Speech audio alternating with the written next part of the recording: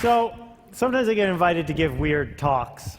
I got invited to speak to the people who dress up in big stuffed animal costumes to perform at sporting events.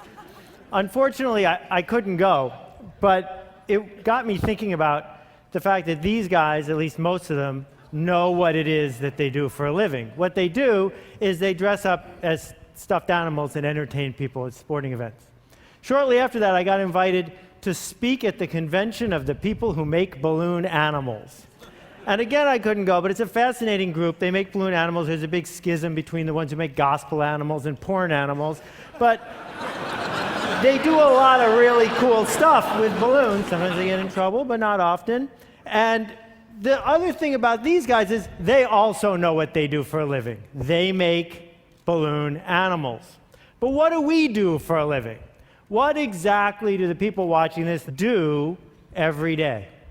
And I want to argue that what we do is we try to change everything.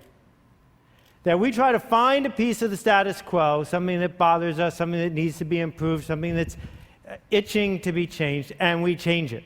And we try to make big, permanent, important change. But we don't think about it that way, and we haven't spent a lot of time talking about what that process is like. And I've been studying it for a couple years, and I want to share a couple stories with you today. First, about a guy named Nathan Winograd. Nathan was the #2 person at the San Francisco SPCA. And what you may not know about the history of the SPCA is it was founded to kill dogs and cats. Cities gave them a charter to get rid of the stray animals on the street and destroy them. And in a typical year, 4 million dogs and cats were killed, most of them within 24 hours of being scooped off the street. Nathan and his boss saw this, and they could not tolerate it. So they set out to make San Francisco a no-kill city. Create an entire city where every dog and cat, unless it was ill or dangerous, would be adopted, not killed. And everyone said it was impossible. Nathan and his boss went to the city council to get a change in the ordinance, and people from SPCAs and humane shelters from around the country flew to San Francisco to testify against them, to say it would hurt the movement and it was inhumane. They persisted, and Nathan went directly to the community. He connected with people who cared about this, non-professionals, people with passion. And within just a couple years, San Francisco became the first no-kill city, running no deficit, completely supported by the community. Nathan left and went to Tompkins County, New York, a place as different from San Francisco as you can be and still be in the United States. And he did it again. He went from being a glorified dog catcher to completely transforming the community. And then he went to North Carolina and did it again. And he went to Reno and he did it again. And when I think about what Nathan did, and when I think about people here do, I think about ideas. And I think about the idea that creating an idea, spreading an idea, has a lot behind it. And I don't know if you've ever been to a Jewish wedding, but what they do is they take a light bulb and they smash it. Now, there's a bunch of reasons for that and stories about it, but one reason is because it indicates a change from before to after. It's a moment in time. And I want to argue that we are living through and are right at the key moment of a change in the way ideas are created and spread and implemented. We started with the factory idea, that you could change the whole world if you had an efficient factory that could churn out change. We then went to the TV idea that said if you had a big enough mouthpiece, if you could get on TV enough times, if you could buy enough ads, you could win. And now we're in this new model of leadership, where the way we make change is not by using money or power to lever a system, but by leading. So let me tell you about the 3 cycles. The first one is the factory cycle. Henry Ford comes up with a really cool idea. It enables him to hire men who used to get paid 50 cents a day and pay him $5 a day because he's got an efficient enough factory. Well, with that sort of advantage, you can churn out a lot of cars. You can make a lot of change. You can get roads built. You can change the fabric of an entire country. That the essence of what you're doing is you need ever cheaper labor and ever faster machines. And the problem we've run into is we're running out of both, ever cheaper labor and ever faster machines. So we shift gears for a minute and say, I know, television, advertising, push, take a good idea and push it on the world. I have a better mousetrap, and if I can just get enough money to tell enough people, I'll sell enough. And you can build an entire industry on that. If necessary, you can put babies in your ads. If necessary, you can use babies to sell other stuff. And if babies don't work, you can use doctors. But be careful, because you don't want to get an unfortunate juxtaposition when you're talking about one thing instead of the other. This model requires you to act like the king, like the person in the front of the room throwing things to the peons in the back. That you are in charge and you're going to tell people what to do next. That, the quick little diagram of it is you're up here and you are pushing it out to the world. This method, mass marketing, requires average ideas, because you're going to the masses, and plenty of ads. What we've done as spammers is tried to hypnotize everyone into buying our idea, hypnotize everyone into donating to our cause, hypnotize everyone into voting for our candidate. And unfortunately, it doesn't work so well anymore either. But there's good news around the corner, really good news. I call it the idea of tribes. What tribes are is a very simple concept that goes back 50,000 years. It's about leading and connecting people and ideas. And it's something that people have wanted forever. Lots of people are used to having a spiritual tribe or a church tribe, having a work tribe, having a community tribe. But now, thanks to the internet, thanks to the explosion of mass media, thanks to a lot of other things that are bubbling through our society around the world, tribes are everywhere. The internet was supposed to homogenize everyone by connecting us all. Instead, what it's allowed is silos of interest. So you got the red hat ladies over here, you got the red hat triathletes over there. You got the organized armies over here, you got the disorganized rebels over here. You got people in white hats making food and people in white hats sailing boats. The point is that you can find Ukrainian folk dancers and connect with them because you want to be connected. That people on the fringes can find each other, connect, and go somewhere. Every town that has a volunteer fire department understands this way of thinking.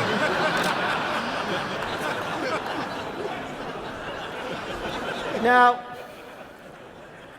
it turns out this is a legitimate, non-photoshopped photo. People I know who are firemen told me that this is not uncommon, and that what firemen do to train sometimes is they take a house that's going to be torn down and they burn it down instead and practice putting it out, but they always stop and take a picture.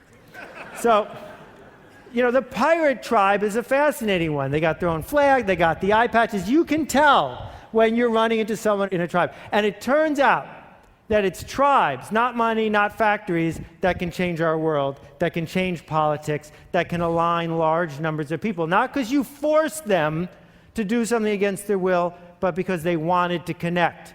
That what we do for a living now, all of us, I think, is find something worth changing and then assemble tribes that spread the idea, and it becomes something far bigger than ourselves. It becomes a movement. So, when Al Gore set out to change the world again, he didn't do it by himself, and he didn't do it by buying a lot of ads. He did it by creating a movement. Thousands of people around the country who could give his presentation for him, because he can't be in 100 or 200 or 500 cities in each night. You don't need everyone. What Kevin Kelly has taught us is you just need, 1,000 true fans. 1,000 people who care enough that they will get you the next round and the next round and the next round. That means that the idea you create, the product you create, the movement you create isn't for everyone. It's not a mass thing. That's not what this is about. What it's about instead is finding the true believers. It's easy to look at what I've said so far and say, wait a minute, I don't have what it takes to be that kind of leader. So here are two leaders. They don't have a lot in common. They're about the same age, but that's about it.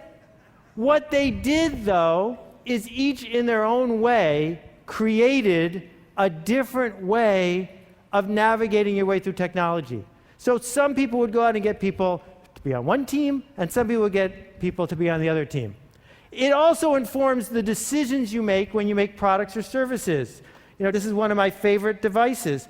But what a shame that it's not organized to help authors create movements. What would happen if when you're using your Kindle, you could see the comments and quotes and notes from all the other people reading the same book as you in that moment, or from your book group, or from your friends, or from the circle you want? What would happen if authors or people with ideas could use version 2, which comes out on Monday, and use it to organize people who want to talk about something?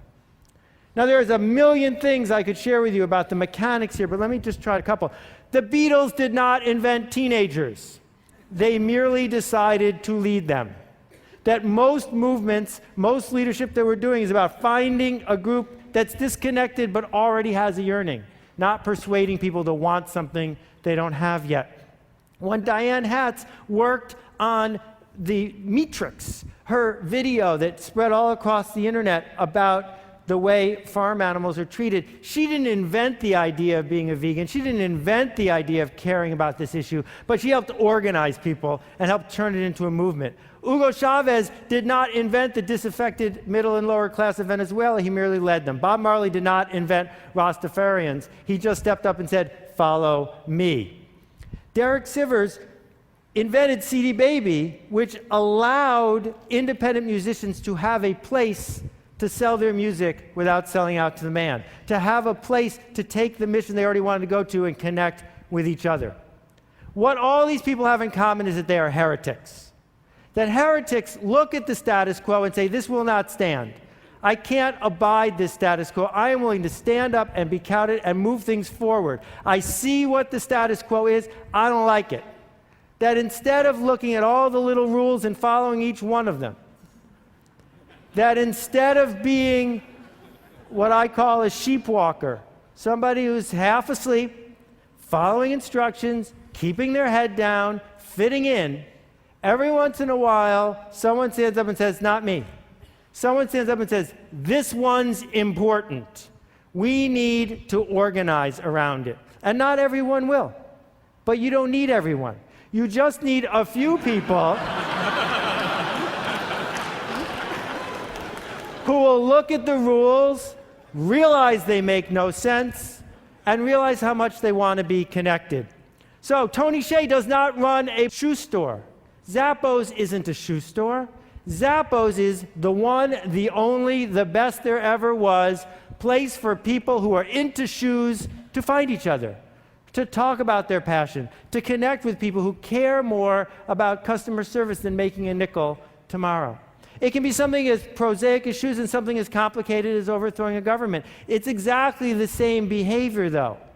What it requires, as Geraldine Carter has discovered, is to be able to say, I can't do this by myself, but if I can get other people to join my climate ride, then together we can get something that we all want. We're just waiting for someone to lead us. Michelle Kaufman has pioneered new ways of thinking about environmental architecture. She doesn't do it by quietly building one house at a time. She does it by telling a story to people who want to hear it, by connecting a tribe of people who are desperate to be connected to each other, by leading a movement and making change. And around and around and around it goes. So 3 questions I'd offer you. The first one is, who exactly are you upsetting? Because if you're not upsetting anyone, you're not changing the status quo. The second question is, who are you connecting? Because for a lot of people, that's what they're in it for. The connections that are being made one to the other. And the third one is, who are you leading? Because focusing on that part of it, not the mechanics of what you're building, but the who and the leading part is where change comes. So, Blake at Tom's Shoes had a very simple idea. What would happen if every time someone bought a pair of these shoes, I gave exactly the same pair to someone who doesn't even own a pair of shoes? This is not the story of how you get shelf space at Neiman Marcus. It's a story of a product that tells a story. And as you walk around with this remarkable pair of shoes and someone says, what are those? You get to tell the story on Blake's behalf, on behalf of the people who got the shoes. And suddenly it's not one pair of shoes or 100 pairs of shoes, it's tens of thousands of pairs of shoes.